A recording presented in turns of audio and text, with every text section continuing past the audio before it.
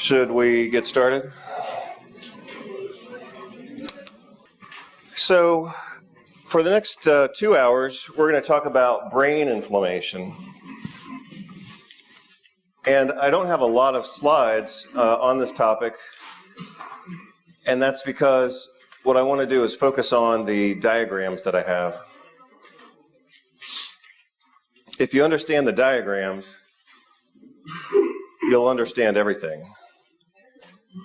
So we're going to focus on the diagrams. And believe it or not, even though our topic is brain inflammation, which can also be called neuroinflammation, I almost forgot that I just published an article on this topic last month. And this is it.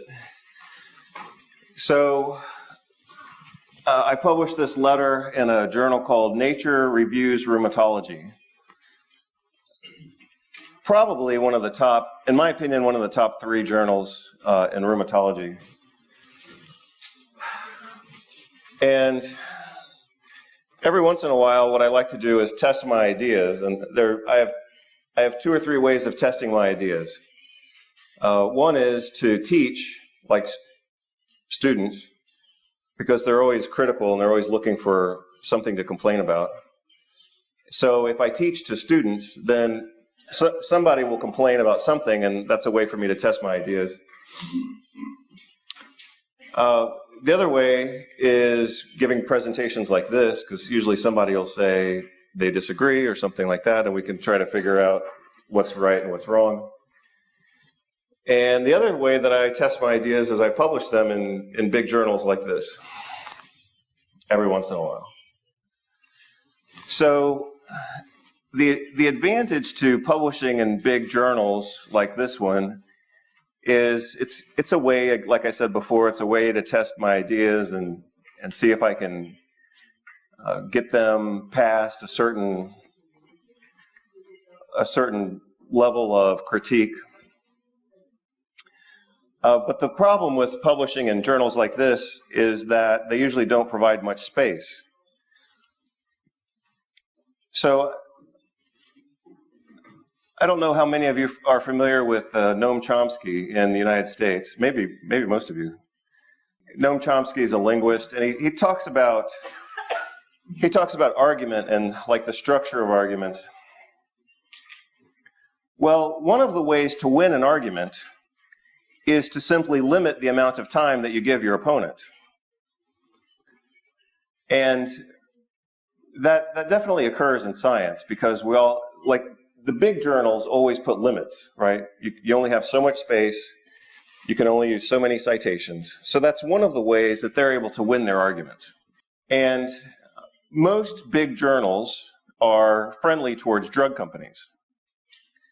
So they tend to want to support and publish big articles from drug companies. And maybe some of you know why that is. It's because if they publish an article that's friendly to the drug companies, then the drug companies will buy reprints of the article and distribute those to doctors. So it's a way that the journal makes money, is by publishing articles that they know they can sell to the drug companies, right? Well, because that's why they don't want to publish on nutrition, because nutrition companies won't do the same thing. Nutrition companies won't buy an article and send it to doctors. But the drug companies do it all the time. So part of what I do is when I see something that I don't like, I sometimes try to write a rebuttal to it, like I did with this article. And the reason that that's relevant for today's conversation is that, as I'm sure many of you know, what we see in science these days is contamination of that science and twisting of science so that it promotes a certain model of disease, which, of course, then sells more drugs and keeps people dependent. And I think diabetes is a great example of that. I think the cause and cure of diabetes is very straightforward. but people have to remain, the population has to be confused, right? Otherwise, they would cure their own problems and they wouldn't be dependent on drug companies. This is our after lunch chat. But another really great example of the exploitation of science is in fibromyalgia. It's perfect. Fibromyalgia, in my opinion, has been completely hijacked by the drug companies. And this article represents some of that conversation. So what I find with fibromyalgia is that by far, perhaps 100%, of the review articles are written by people who work for drug companies. And what would you expect their conclusion to be? Their conclusion of fibromyalgia is that it has no identifiable cause, that these patients have what's called central sensitization, which means that they have altered perception of pain signals within their brain, which causes them to be extra sensitive to pain. And because fibromyalgia has no cause that's been identified, and because these patients have this central sensitization problem within their brain, therefore, these patients must be on drugs for the rest of their life, right? That's the conclusion that they want to arrive at. And that's the conclusion to which they arrive. So I'm just giving you a little bit of background. I think fibromyalgia has been completely hijacked by the drug companies.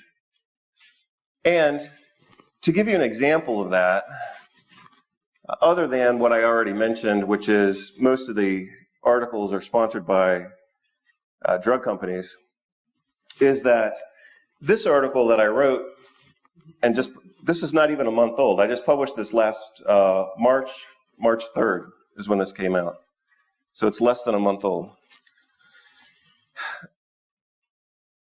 Part of the reason, the main reason that I wrote this article was because I think the other author was kind of misusing science, I would say, to promote ultimately the sales of drugs. However, I'm just going to share with you something that happened kind of behind the scenes. So my suspicion was that this author was misusing science, and that's still my conclusion. I mean, that is my opinion, and I'm not changing my idea on that. But the question that arose for me was, why would this guy do that?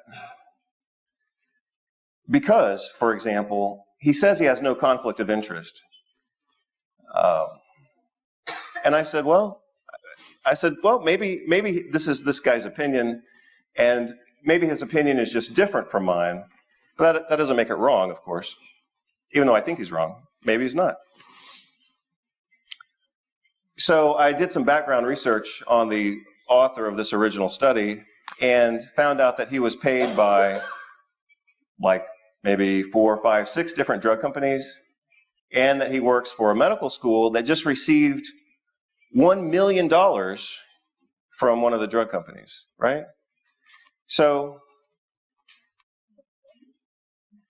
I found that to be a pretty strong conflict of interest that was not reported. Perhaps it wasn't reported to the journal, but then I reported it to the journal and they still didn't publish it. So then they're obviously involved in keeping that quiet as well. So anyway, that's my introduction to fibromyalgia, and now we'll get into some of the details. But like I said, I had almost forgotten that I published this, even though it was just last month. But this is basically what we're talking about today. And just to go back and connect a few ideas, this is also part of the reason why I started publishing books about 10 years ago, is because to write an article in most journals, they always put space limitations. You only have the equivalent of about 5 or 6 pages at the most, and you can only use maybe whatever, so many citations, depending on the journal.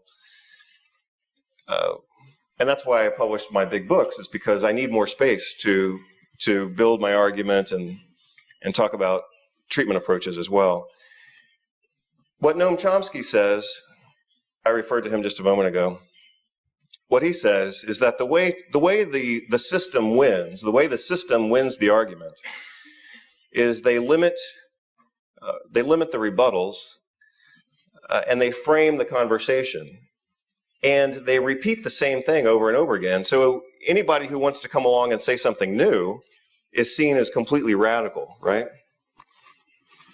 So let's get radical. That's the situation. So we're going to talk about brain inflammation. This comes from chapter 5 of the book. I think maybe I don't know if everybody's had a chance to see it. Maybe we can pass it around if you want. Like I said, I've got 3 copies of the new book. I've got 1 copy of last year's version. It's on Amazon.com. If you want to get it on Amazon, it's $250 US. On my website, it's $170, and I've got a couple of copies here that I just want to not carry around, so we'll let those go at a discount.